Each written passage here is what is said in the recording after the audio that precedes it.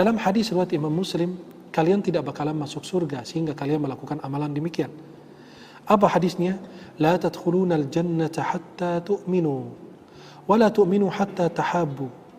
Awala adullukum ala syai'in idza fa'altumuhu tahabbtum afshus salama bainakum. Kalian tidak bakalan masuk surga sehingga kalian beriman, dan kalian tidak beriman sehingga kalian saling mencintai. Maukah kalian aku tunjukkan kepada sebuah amalan, jika kalian lakukan Allah tanamkan kecintaan di antara hati kalian? Kata Nabi, afshus salama bainakum, tebarkan salam di antara kalian.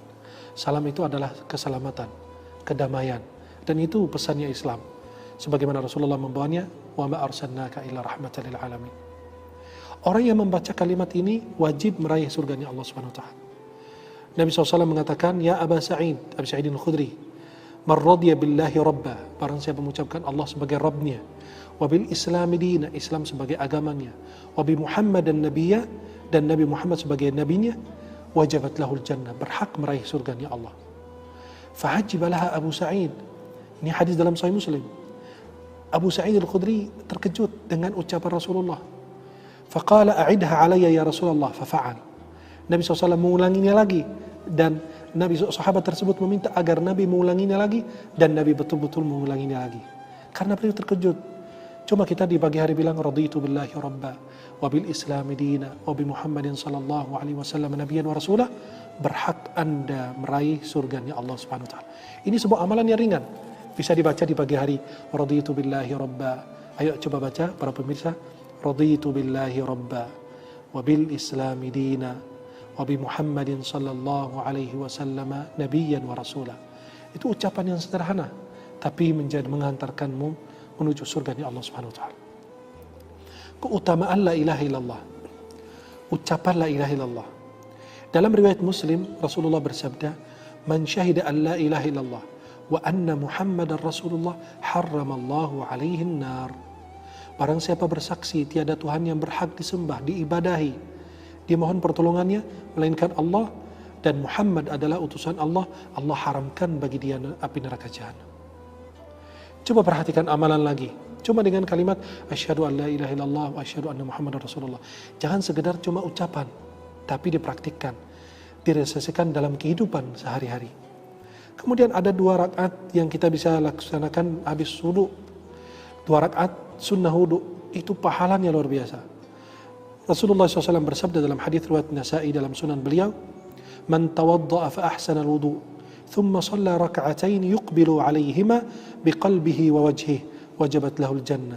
Barang siapa berwudu, memperindah wudunya, memperbagus wudunya, kemudian dia salat 2 rakaat dan benar-benar menghadap Allah, mengharapkan pahala dari Allah, wajib dia meraih surganya Allah, berhak mendapatkan surganya Allah. Cuma dengan apa? Wudu dan salat 2 rakaat. Kita ya sering wudu dan salat 2 rakaat sunnah wudu. Coba kalau kita benar-benar memperindah wudu kita, kemudian kita menghadap Allah dan mengharapkan pahala dari Allah, insya Allah kita meraih surganya Allah Subhanahu wa taala. Ada orang dari ahli surga. Apakah Anda ingin menjadi orang ahli surga? Inilah ceritanya. Datang seseorang kepada Rasulullah SAW dan mencari jalan menuju surga. Kata Nabi SAW, kata sahabat tersebut, ya Rasulullah, dullani ala amalin idza amiltahu dakhaltul jannah. Ya Rasulullah, tunjukkan kepada aku sebuah amalan, jika aku lakukan, aku masuk surganya Allah. Kata Nabi SAW, ta'budullah la tusyrika bihi syai'a. Engkau beribadah kepada Allah, tidak mempersekutukan Allah Subhanahu wa taala sedikit pun. Wa tuqimas salatal maktubah, dan mendirikan salat 5 waktu.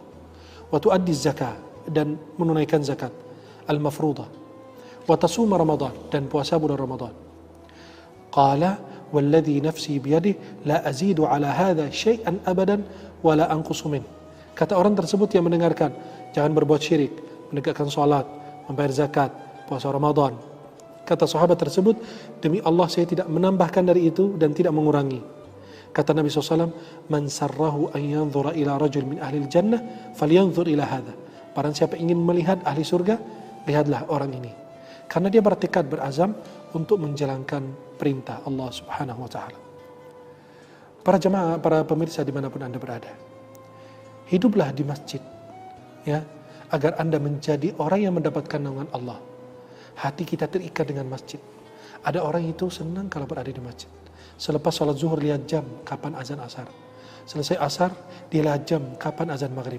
Selesai maghrib, kapan ada azan sholat isya. Dia senang berjumpa dengan Allah Subhanahu wa ta'ala. Dalam hadis riwayat Bukhari Muslim, sab'atun yudhilluhumullahu fi dhillihi yawma la dhilla illa dhilluh. Ada 7 golongan yang mendapatkan naungan Allah, yang pada hari kiamat tidak ada naungan kecuali naungan Allah Subhanahu wa ta'ala. Di antaranya rajulun qalbuhu mu'allaqun bil masajid. Orang yang hatinya terikat di dalam masjid. Hatinya terikat dengan masjid, di dalam masjid, cinta dengan masjid.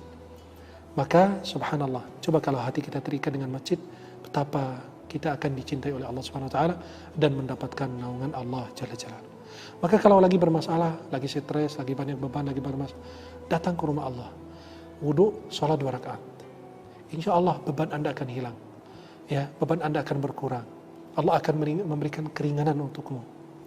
Kemudian kalau Anda ingin meraih rumah di surga ni Allah Subhanahu wa taala bisa. Maaf, kita memperoleh rumah di dunia itu sulit. Di Jakarta coba kalau Anda punya rumah gimana? Nah, ini rumah di surga yang lebih mewah, lebih indah. Ya, kalau kita lihat istana, sebuah bangunan yang megah, yang mewah, kita terkejut dan kita takjub. Masya Allah, indah sekali bangunan ini. Bayangkan ini bangunan manusia untuk manusia. Bagaimana bangunan Rabb manusia untuk manusia di surga ni Allah Subhanahu wa taala. Itu akan lebih mengajubkan kita lagi.